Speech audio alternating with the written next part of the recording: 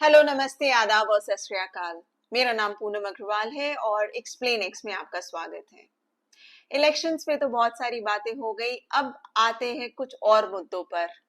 आज हम बात करेंगे नेशनल रिक्रूटमेंट एजेंसी के बारे में, जिसके बारे में सरकार ने पहली बार घोषणा की थी फरवरी 2020 में और उसके बाद उसको नोटिफाई किया था अगस्त 2020 में।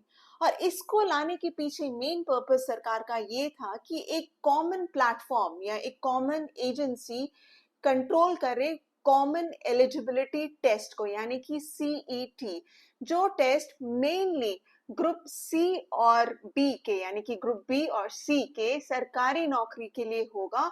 लोअर पोस्ट के लिए ये सीईटी एग्जाम्स को कंडक्ट करेगी नेशनल रिक्रूटमेंट एजेंसी। तो इस चीज को ध्यान में रखते हुए सरकार ने इस एजेंसी का गठन किया था। उन्होंने ये भी कहा था, सरकार ने जब बनाया तो ये कहा कि एक सरकारी नौकरी के लिए एक यूथ को कई सारे एग्जाम्स देने पड़ते हैं, मल्टीपल एग्जाम्स देने पड़ते हैं, जिसमें काफी खर्च आता है, समय लगता है, रिसोर्सेज लगते हैं। तो उन सब चीजों को कम करने के लिए या खत्म करने के लिए उन्होंने नेशनल रिक्रूटमेंट एजेंसी का गठन किया। अब इस पर एक रिपोर्ट फाइल की है, बहुत ही अच्छी डिटेल रिपोर्ट फाइल की है, द रिपोर्टर्स कलेक्टिव। और इसको लिखने वाले जर्नलिस्ट हैं जो कि एक फ्रीलांसर भी है, सूचक पटेल।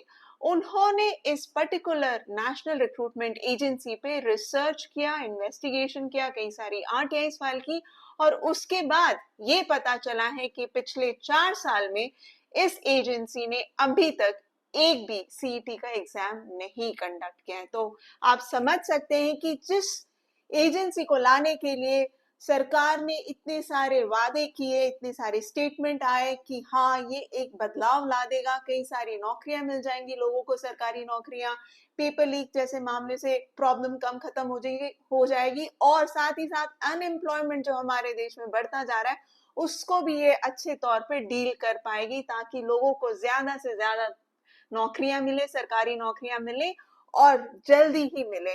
तो इस पर एक इन्होंने ये जो डिटेल रिपोर्ट फाइल की है उसमें इन्होंने काफी सारी चीजें बताई हैं।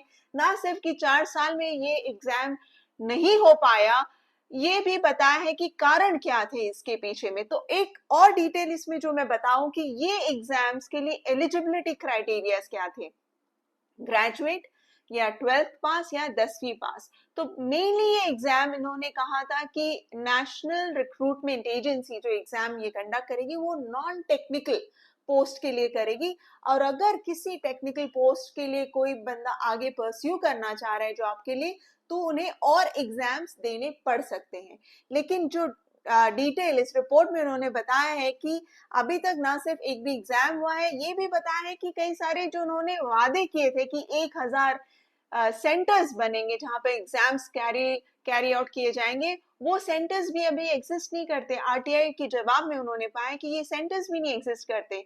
इनफैक्ट जब ये नेशनल रिक्रूटमेंट एजेंसी बनाई गई थी तो प्राइम मिनिस्टर मोदी ने अपनी स्टेटमेंट में ये कहा था कि ये इंग्लिश में लिखा था ये कि a boon for crores of youngsters, यानी कि ये बहुत सारे नौजवानों के लिए, करोड़ों नौजवानों के लिए एक वरदान के तौर पे आएगा। ना सिर्फ ये मोदी ने कहा था बल्कि अमित शाह जी ने भी कहा था कि एनआरए यानी कि national recruitment agency is an unprecedented step taken by the Modi government as it would create a uniform transformative recruitment process, यानी कि एक ट्रांसपेरेंट तरीके से रिक्रूटमेंट चलेंगे और जल्द से जल्द लोगों को जॉब मिलेगी। लेकिन ऐसा अभी तक कुछ भी नहीं हुआ। इसके अलावा फरवरी 2021 में जितेंद्र सिंह, जो कि उस समय के एमओएस थे, personnel public grievances and pensions, उन्होंने लोकसभा में ये कहा था कि पहला एग्जाम जो एनआरए कंडक्ट करेगी वो होगी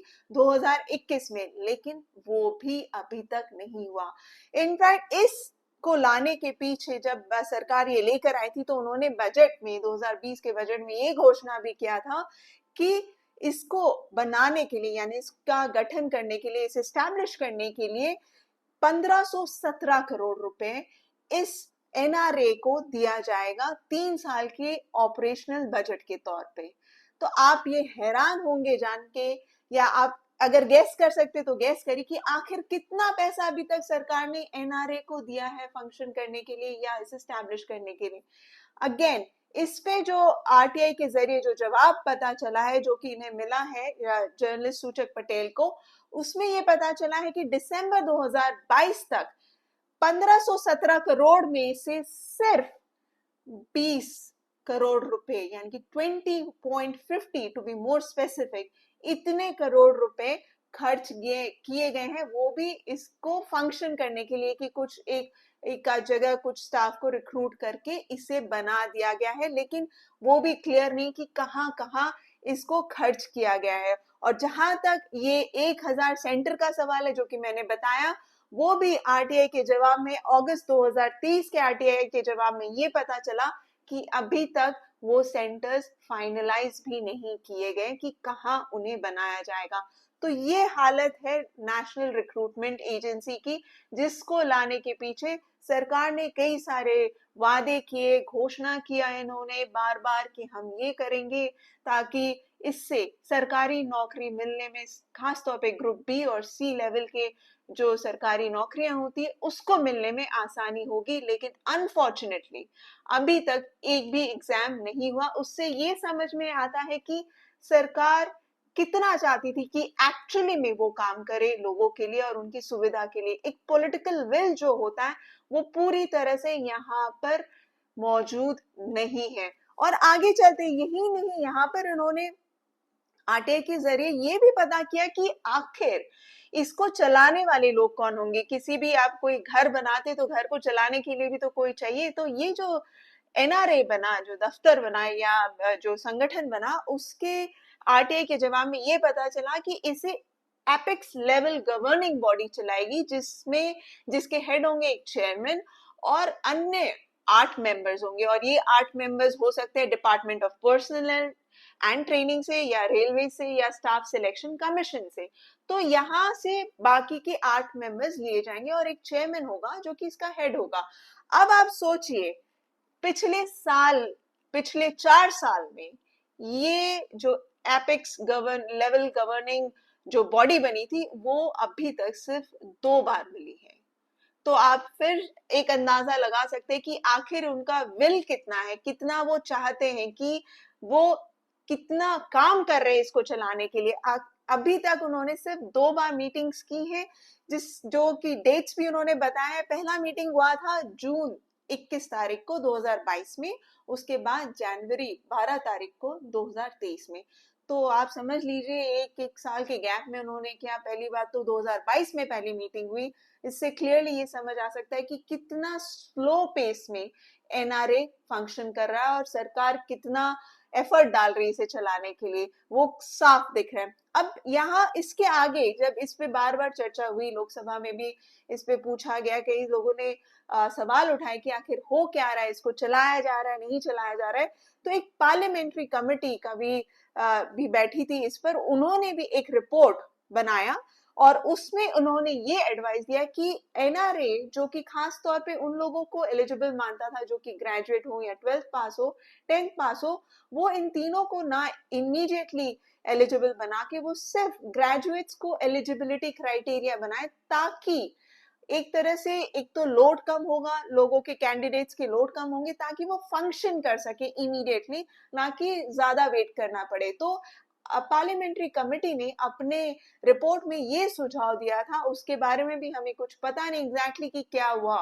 तो ये रिपोर्ट आने के बाद भी क्लियर कर दिया गया कि कितनी जरूरत थी कि आप इसे इमीडिएटली स्टार्ट करें, लेकिन अनफॉर्चुनेटली उस पर भी कोई रिस्पॉन्स क्लियर अभी तक पता नहीं। इसके बाद और आगे आते हैं, जब सरकार ने ये नेशनल रिक्रूटमेंट एजेंसी बनाई तो ऑब्वियसली उनके दिमाग में था कि सारी प्रॉब्लम्स कम हो जाए गवर्नमेंट जॉब्स मिलने में लोगों को, और एक ही जगह एग्जाम्स हो। लेकिन फरवरी 2024 में पेपर लीक और चीटिंग जैसे मैटर को हैंडल करने के लिए सरकार एक लॉ लेकर आई, ताकि इस तरह के जो प्रॉब्लम्स, इस तरह की जो ऑफेंसेस हों उस पर एक्शन लिया जाए।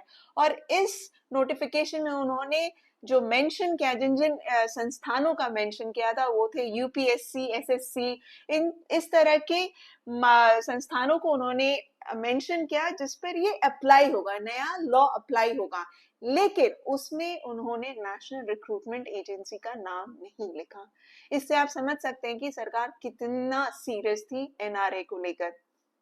अब जब भी सरकार इस तरह के एजेंसीज बनाती है तो जाहिर सी बात है सरकार इसका कोई फायदा जनता तक पहुंचाए ना पहुंचाए, लेकिन उसका क्रेडिट लेना तो जायज बात है उनके लिए, वो क्रेडिट लेंगे। तो बीजेपी ने भी रिपोर्टर्स कलेक्टिव के रिपोर्ट के हिसाब से बीजेपी के मैनिफेस्टो में ये लिखा था कि सरकार ने अपने जब इलेक्शन चल रहा था उस दौरान उन्होंने ये लिखा कि we have set the example for conducting recruitment exams in a transparent manner and recruited lakhs of youths for government jobs. अब उस मैनिफेस्टो में इन्होंने कहीं भी नेशनल रिक्रूटमेंट एजेंसी का नाम तो नहीं लिखा, लेकिन अभी तक सरकार ने सिर्फ एक इसी तरह की एजेंसी बनाई है जो कि सरकारी नौकरी के लिए एग्जाम्स कंडक्ट करती है। तो इस मैनिफेस्टो में यानी कि बीजेपी ने अपने 2024 के मैनिफेस्टो में इस चीज का क्रेडिट तो ले लिया कि उन्होंने लाखों की तादाद में गवर्नमेंट जॉब्स दिए हैं, रिक्रूटमेंट में सहूलियत बनाई है, लेकिन रियलिटी आप सबके सामने है। तो ये था नेशनल रिक्रूटमेंट एजेंसी, और इसी तरह के मुद्दों पर मैं कोशिश करूंगी कि और ज्यादा से ज्यादा वीडियोस बनाऊं, क्योंकि इस तरह के मुद्दे आपसे और मुझसे जुड़े हुए हैं और मैं चाहती हूं कि ज्यादा से ज्यादा अवेयरनेस हो लोगों को स्कीम्स के बारे में, पॉलिसीज के बारे में और सरकार से जुड़े और मुद्दों के बारे में। तो आशा करती हूँ कि आपको ये वीडियो अच्छा लगा होगा। प्लीज लाइक, शेयर और कमेंट करिए इस वीडियो पे। मैं जानना चाहूंगी कि आपको इस तरह के वीडियोस और किस तरह के वीडियो और इस तरह के वीडियो दोनों पर आप अपना कमेंट दीजिए, ताकि मुझे पता चले कि मैं फ्यूचर में और किस तरह के वीडियोस बनाऊं आपके लिए। Thank you so much for watching.